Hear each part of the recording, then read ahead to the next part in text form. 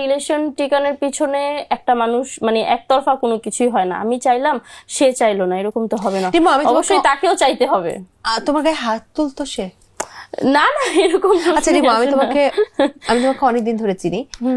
আমি তোমাকে একটা প্রশ্ন জাস্ট করতে চাই, যেহেতু আমি তোমাকে অনেকদিন ধরে চিনি। এই যে তুমি বলছিলে এত কিছু, মানিক তো তোমার টাকায় চলতো, সে তো কিছু করতো না, সেই মানুষটা তোমাকে অ্যাবিউজ করেছে?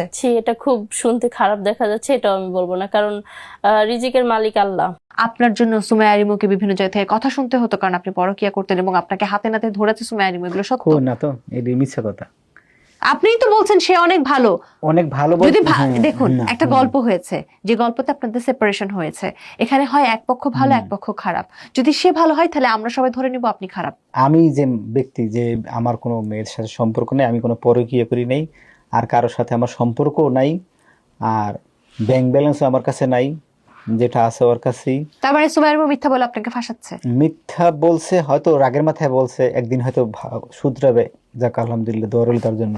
তুমি মাত্রই কথায় কথায় মনের ভুলে মানিককে এক্স বললা, তার মানে তোমাদের ডিভোর্স হয়ে গেছে? এখনো হয়নি, তবে হয়ে যাবে, সেপারেশনে আছি তো। আল্লাহ যা করে আসলে ভালোর জন্য করে, এইটাই তোমার জন্য ভালো ছিল। এই যে তুমি সব সময় মানুষকে জাস্টিফিকেশন দিতে মানিক নিয়ে, এখন কি বলবা? লাইফে কখনো কাউকে মন থেকে বিশ্বাস করবেন না, মন থেকে ভালোবাসবেন না, লয়াল থাকবেন না। আমি আরেকটা কথা বলবো, লয়াল থাকবেন না। 10-20টার সাথে প্রেম মারাবেন, দেখবেন ওই পার্টনারটা হচ্ছে আপনাকে ভালোবাসবে। আজকে থেকে সুমাইয়া রিমু কাউকে বিশ্বাস করে না, আজকে থেকে, এইখানে বসেই বললাম। তার মানে সুমাইয়া রিমু এখন আর লয়াল নেই? না না না, আমি আর কাউকে বিশ্বাস করি না, এটা জাস্ট বিশ্বাস করা এক জিনিস, আর লয়াল থাকা এক জিনিস। লয়াল আমি সবসময় থাকবো, অলওয়েজ থাকবো। আর হচ্ছে একবার আমি ধোকা খাইছি, তো আর ধোকা খেতে চাই না। এবার হচ্ছে নিজের মতো করে বললা লয়াল থাকা যাবে না, ওটা হচ্ছে মানুষকে পরামর্শ দিলাম, আর আমি আমার তরফ থেকে হচ্ছে নিজের পায়ে দাঁড়ানোর চেষ্টা করব।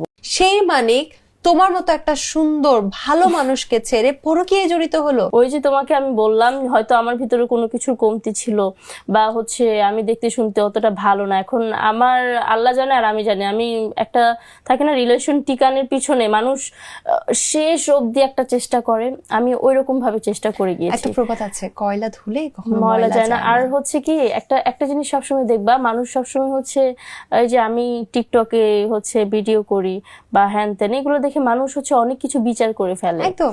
সুমাইয়া রিমু একটা সময় আপনার সততা দেখে আপনাকে বিয়ে করেছে, এখন বলছে যে আপনি পরকীয়া করেন, তার মানে আপনি সৎ না। আমি অবশ্যই সৎ, এখন কোন যুক্তিতে বলছে সেটা ওই জানে। আপনার লাইফের একটা গুজব বলুন যেটা একেবারে সত্য না। সেটা হচ্ছে পরকীয়া। পরকীয়া তো আমি করি নাই। তুমি মাত্রই কথায় কথায় মনের ভুলে মানিককে এক্স বললা, তার মানে তোমাদের ডিভোর্স হয়ে গেছে?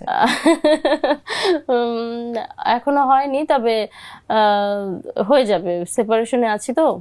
আল্লাহ যা করে আসলে ভালোর জন্য করে, এইটাই তোমার জন্য ভালো ছিল। এই যে তুমি সব সময় মানুষকে জাস্টিফিকেশন দিতে মানিক নিয়ে, এখন কি বলবা? লাইফে কখনো কাউকে মন থেকে বিশ্বাস করবেন না, মন থেকে ভালোবাসবেন না, লয়াল থাকবেন না। আমি আরেকটা কথা বলবো, লয়াল থাকবেন না। 10-20টার সাথে প্রেম মারাবেন, দেখবেন ওই পার্টনারটা হচ্ছে আপনাকে ভালোবাসবে। আজকে থেকে সুমাইয়া রিমু কাউকে বিশ্বাস করে না, আজকে থেকে, এইখানে বসেই বললাম। তার মানে সুমাইয়া রিমু এখন আর লয়াল নেই? না না না, আমি আর কাউকে বিশ্বাস করি না, এটা জাস্ট বিশ্বাস করা এক জিনিস, আর লয়াল থাকা এক জিনিস। লয়াল আমি সবসময় থাকবো, অলওয়েজ থাকবো। আর হচ্ছে একবার আমি ধোকা খাইছি, তো আর ধোকা খেতে চাই না। এবার হচ্ছে নিজের মতো করে বললা লয়াল থাকা যাবে না, ওটা হচ্ছে মানুষকে পরামর্শ দিলাম, আর আমি আমার তরফ থেকে হচ্ছে নিজের পায়ে দাঁড়ানোর চেষ্টা করব।